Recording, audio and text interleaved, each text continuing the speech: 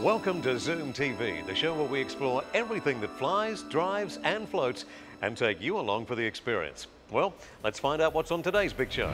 This is an intercooler. Its job is to cool the air down before it goes into your engine to give it better performance. Now, on today's show, Matt Craig from United Fuel Injection is going to tell you all about them. And I get to check out the top-of-the-range Hyundai Highlander iX35 diesel compact SUV. It's really nice. When I was a boy, my room was filled with posters. And some of those posters had cars that I dreamt one day of owning. Well, today, with the thanks to our new friends at the Prestige Auto Gallery, I am going to live that dream. And you know what? So can you. In WA, right on the edge of the city in West Perth, the Prestige Auto Gallery has the most amazing collection of luxury and high-end performance cars. You won't find Barinas or Mondeos, but you will find BMWs, Mercedes, Porsches and Ferraris. The Prestige Auto Gallery are very selective in the cars they offer for sale, drawing on years of experience to ensure every car has full service history, logbooks and little to no previous accident damage. This allows them to confidently offer all buyers a unique 12-month Australia-wide warranty. The Prestige Auto Gallery can also help you arrange finance and insurance for your new investment. After all, when you're buying the best, you should get the best service.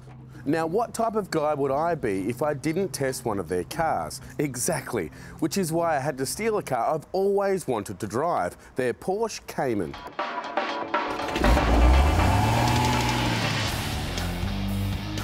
Okay, you're gonna have to excuse me for a little bit because this might sound a little bit childish, but this car is very cool.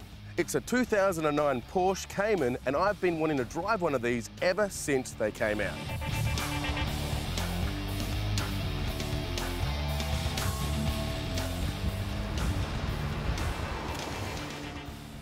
Porsche first released the Cayman in 2005 and most people thought it would be a flash in the pan, you know, here one day and gone the next. However, with looks like this and all the technology in there driving it along, it very quickly became one of the most popular models they'd released. For starters, the 6-cylinder boxer engine propels you from 0 to 100 in under 5 seconds. And of course, being a Porsche, it's mid-engine, which means all the weight's distributed perfectly amongst all 4 wheels, giving you superb handling. But the real beauty of the 2009 Cayman is the double-clutch gearbox. It's known as PDK, and it's been stolen from Motorsport and the flagship 911 Porsches. Not only does it give you an extra 7th gear, but it eliminates the time taken between each gear shift. The outside of the Cayman is super sexy. You get big chunky alloy wheels, super smooth lines, LED lights in the headlights, a scoop on the back that goes up and down depending on the speed you're doing, and for a sports car, heaps of storage space, remembering that the engine, it's in the back.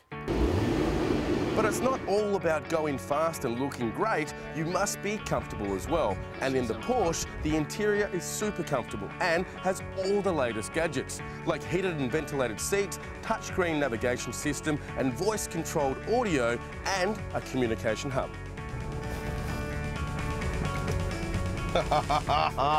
This car is better than the posters that were on my wall as a kid. Well, most of the posters anyway. Now, if you want to start living the dream, drop in and see the guys at the Prestige Auto Gallery or follow the links from zoomtv.com.au.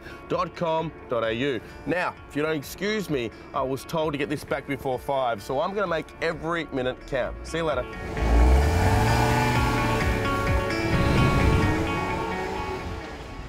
Now, if you own a rig like this or similar, and many of us do, it's probably powered with a diesel turbo engine. And of course, those engines need to be serviced, but there is one part that we don't look at normally, and that's the intercooler. Now, the intercooler, of course, is a radiator that cools the air down before it goes into the engine for more performance.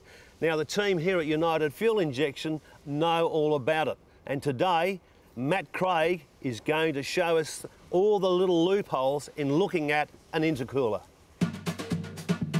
Matt, the intercooler is something that people don't worry about because it's out of sight, out of mind, isn't it? It is. It's normally tucked in behind the bumper or it's on top of the engine. It's not something people pay a lot of attention to because it's there and they maybe don't understand what it does. Right. So the intercooler cools the charge air temperature. After it's come out of the turbocharger, it's hot because it's been compressed.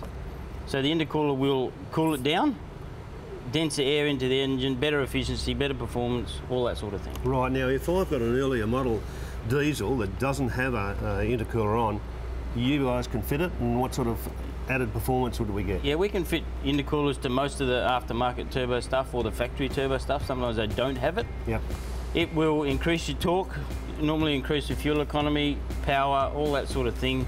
Just gets the engine efficiency up a bit. The cooler the air going in the engine, the higher the efficiency. Right, now with servicing it, you said, you know, you're looking for leaks and that sort of stuff, but how do you pick it? Is there a noise?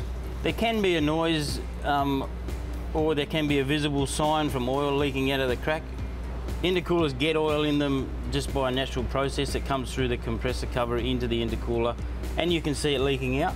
You can have a visual look. This one's, all the fins are damaged. Yep. Because it hangs down under the car and it's been damaged by rocks and gravel roads and stuff. So what sort of costs to replace something like that or repair it? Look, they can be sort of $300 to $500 for a replacement unit, you know, up to $1,000. Some of the bigger ones can be, you know, $900 to $1,200 as a replacement. Thanks, Matt. No worries, Ross. Good. Well, that's the good oil from Matt Craig at United Fuel Injection. If you want to find out any more info, click on to zoomtv.com.au and follow the links to United Fuel Injection. Looking for a compact SUV with all the fruit? Well, we believe it's the Hyundai Highlander iX35, and we'll be taking a look at it after the break here on ZoomTV.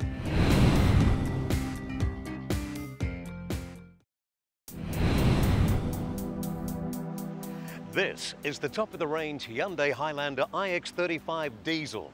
It's also one of Australia's most popular compact SUVs, and for very good reason. The good-looking Hyundai iX35 highlights the world-standard products now emerging from Hyundai. That's world-standard in looks, engineering, and anything else you can think of. Hyundai is thinking global, and its success in major markets like North America is rewarding that thinking. The range-topping Highlander is powered by a very economical 2-litre turbo diesel engine and features the very desirable all-wheel drive. Hyundai has recognized a shift in customer thinking with compact SUVs. Many buyers don't need off-road ability, but do need the extra space and load carrying of these crossovers. For those buyers, often families, the Highlander ticks all the boxes. There's no denying that diesel engines are enjoying a surge of popularity among Australia's new car buyers at the moment. And with the smoothness, economy and grunt of the iX35 diesel, well, it's not too hard to figure out why. And on the inside, well, let's take a look. Style meets function inside the Hyundai iX35, and that's a claim some rival compact SUVs would struggle to make. There's a degree of softness felt once you climb inside, reflecting its urban resident design intent and explaining its popularity amongst female and first-time SUV buyers. In Highlander specification, you score nice leather seats, heated fronts, leather-wrapped steering wheel and gear lever, a panoramic glass sunroof and dual-zone climate control air conditioning. Forward visibility for the driver is good, as is the comfort with electronic seat adjustment. I like the 8.5cm colour reversing camera display in the rearview mirror. I believe reversing cameras are a definite safety item and should be standard in all cars. I also like the excellent graphics for the conventional instruments, including a nice backlit illuminated LCD trip computer mounted between the gauges. And I really must compliment the iX35 for the abundance of storage bins and boxes on the interior. Family buyers will really appreciate that detail. There's plenty of space and legroom in the back, and as we get on a bit in life, getting into and out of a car is very important, and the height of these seats make doing that very easy. And safety gets a big tick with dual front airbags, dual side airbags and front and rear passenger side curtain airbags. This car is great value, nicely sized for mums and city dwellers, yet provides good cargo carrying. It's also comprehensively equipped with safety and driver aids. It drives well and it looks great. The best place to see Hyundai iX35 Highlander is at johnhughes.com.au or follow the links from ZoomTV.com.au. Coming up, I go power diving off Rotto in WA. Don't miss it. That's next on Zoom TV.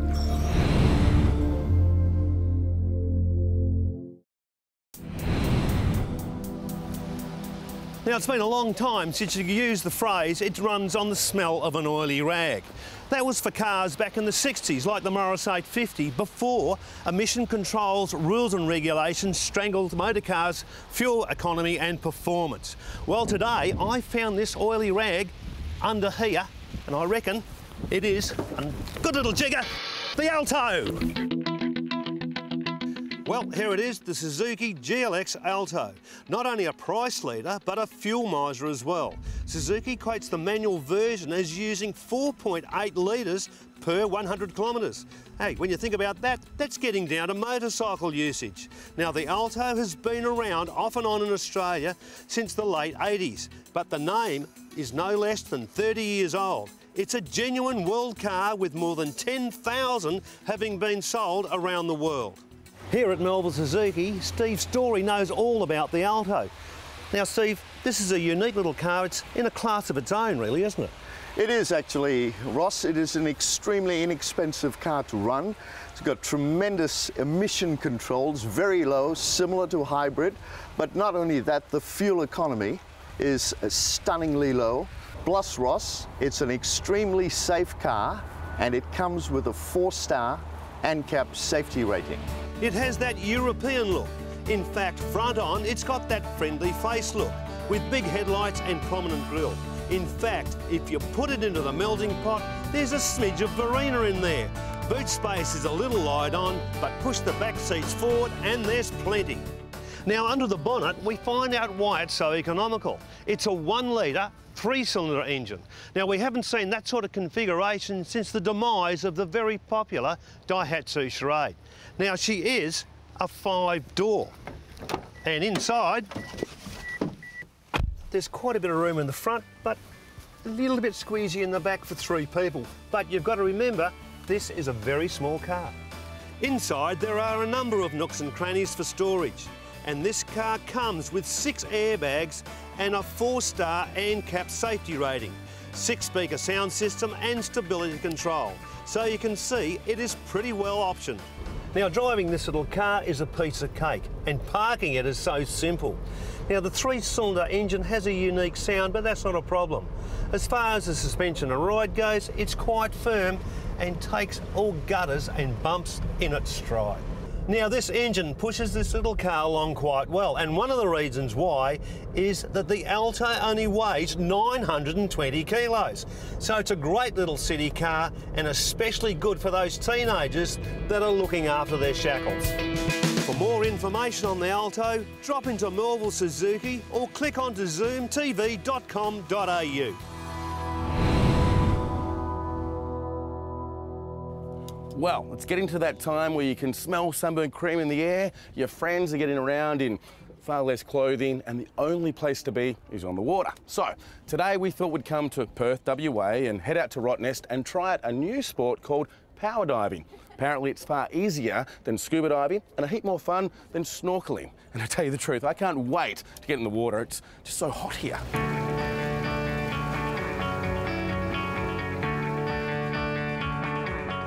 So Hawkey, thanks for bringing us over to Rotto. It's a beautiful day for it, I tell you that. No worries, I'm glad you'd come. Now, power diving, it sounds really intense. I'm a little bit worried. No, it's easy to use. Basically, it's a 12-volt diving system here, which kind of bridges the gap between snorkeling and scuba. So, how does it work? Does this system stay on the boat, or? This unit floats behind the 2 divers. It's got a 12-volt motor and battery inside it, and it's really easy to use. So the 2 divers could go diving in the water for how long? Basically, the unit will dive for 1 hour, and the depths are about 2 divers to about 6 metres. Now, anyone can give this a crack? That's right. Okay, well, I'll tell you what I did. I brought some friends over from Perth. You might have seen them at the front of the boat. Did. They've never tried this before. How about we let them have a go and they can tell us about their experience? Sounds great.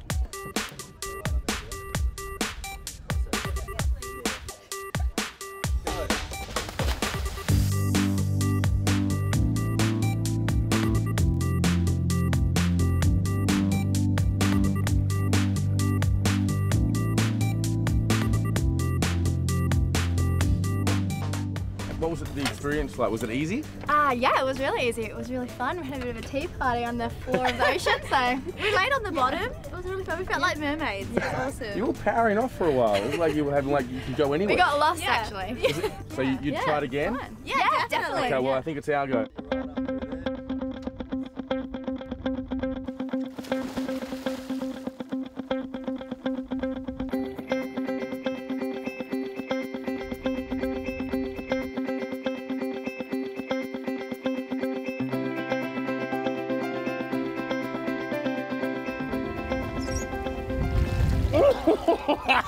Well done. I tell you, so much fun. Little buddy was looking me in the eye. Had him.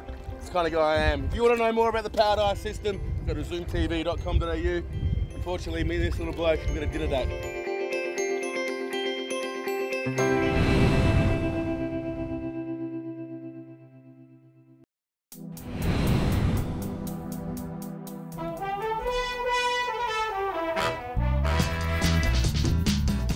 Welcome to the ZoomTV Celebrity Hitchhiker, powered by Orbital Liquid Autogas. Recently, we attended the WA Channel 7 Perth Telethon held right here at the Perth Convention Centre, which made more than $13 million for the kids of WA. Whilst we were there, we were given exclusive access to Hollywood movie stars, local soapy stars, and billionaire businessmen, which we conducted interviews with inside the John Hughes Zoommobile. I hope you enjoy it. Mr. Sam Mack, mate, how are you? Really well, Aaron. Thanks for having me. Seems a little bit dodgy. You've kind of bundled me into this car with two other dudes hanging around. I know. This is really strange, but I'm happy to be here. But they're good-looking dudes. They're the kind of dudes you know aren't going to hurt you. I will get to see my family again, right? No, you will. Mum, Dad, this is the guy who kidnapped me if anything happens. Nothing happened. Nothing happened. But you got to ask my questions, and mostly I ask people, and I'd love to know from you. How did your career start? I actually won a competition. SAFM, which is like 92.9, but in Adelaide, they had a competition called Who Wants to Be a Co-Host on Air. 10 different people were selected to go on the show for a day. The listeners voted for their favourite, and the winner won a trip to Edinburgh in Scotland to review acts in the Fringe, which I won. I did that. When I got back, they offered me a job. So cool. Pretty lucky. How'd you end up in Perth? Well, Em Rusciano, who used to do the breakfast show at 92.9, is a good friend of mine, and when Whipper left 92 to go to Nova, there was an opening there, and Em asked for me to do a trial, and I did it, and they were happy enough, so I've been there ever since. It's 3 years now. Now, it would have been big shoes to fill with Whipper. He's gone on, national show and everything else, but you do a great job out of Perth. How are you guys rating and stuff like that? Yeah, we're rating well. You know, obviously I'd love to be number one, but Fred Boddick's been on the radio for 78 years, so can't beat that voice. Tough to knock him off his perch. No, he's terrific. Station's happy with the ratings. We're happy with the ratings. You just got to make sure that you're putting on the best show you can and you're enjoying it, and I think we're doing that. What's the worst thing that's backfired on you? Yeah, sometimes just in interviews, you know, things can backfire. Like, I remember John Mayer, I was interviewing him just at an ARIA red carpet, and I started the question by saying, Johnny, and he didn't like that I called him Johnny. Oh, really? He goes, my friends call me Johnny. You're not my friend. And I'm like, wow, I won't be listening to your music ever again, John Mayer. Your body isn't a wonderland. Well, one of my favourite things I listen to is your crazy calls, and some of them go in pretty hard. Actually, there was one that I did where I told a guy that I was a con artist and I'd taken his identity. But while I was actually doing the prank call to him on the phone, he happened to work 100 metres from a police station. So while it's all happening, he starts walking to the police station thinking, you know, I'm going to get him to trace this call. And out of the blue, like 5 minutes into the call, I hear this is Constable Davidson, Subiaco Police, who's speaking? And I go, this is Sam. And I'm thinking, are they gotchaing me now, or what's going on here? Anyway, the police came to our radio station and said, you know, you can't be pretending to be fraudulent behaviour. You know, I got in trouble. We couldn't play the call. So yeah, that was a bit of a bummer. That would have been a good one. Now, time for my fast five to ask you, put you under the heat, under the light. Okay, your first car you ever owned. First car I ever owned was a hand-me-down from my mum, and it was a Holden Chimera. So, didn't pick up a girl for about 3 years. Which now would be a collector's item. That would be Possibly. pretty cool. At the time, pumping. At the time, the Holden, you know, VKs and the Calais, they were kind of the cool cars. Bigger was better. And the Holden Chimera was almost one of those, but not quite, especially when it's a 4-cylinder. Yeah. What's your opinion of the worst car on the roads at the moment? The worst car, I would say, you know those little cars that, like, they're almost not even real cars? Yeah, they're like the smallest thing you see in the... Smart car. Yeah, they're just, get off the road, Yeah, you know? smart Like, I'm not a fan of those. What is your opinion of the best car on the street? I love Audis. I'm not really a car aficionado, but the new Audis that they put out I really like. Now, what do you currently drive, Sam? I currently drive a silver Audi A4. And the final question, what is your biggest fear? My biggest fear is being pushed into a car by 3 dudes, 2 of them holding cameras and lights, and one of them just moving a little bit too close to me, and his hand touching my leg. Well, you should never get pushed into a car with shorts on. But I don't think that'll ever happen. Probably won't. Now, mate, with that said, I'm going to wrap up the show and we can talk about your fear. Hang on, as long as it involves you letting me out eventually. It does. I've been here for 3 days. Please, let me out. Now, if you'd like to know if Sam got out of the van, go to our website, ZoomTV.com.au. There you can find heaps of video reviews and hot deals from our sponsors, even our iPhone app. Until next week, bye for now. You can catch us here on 7 Mate.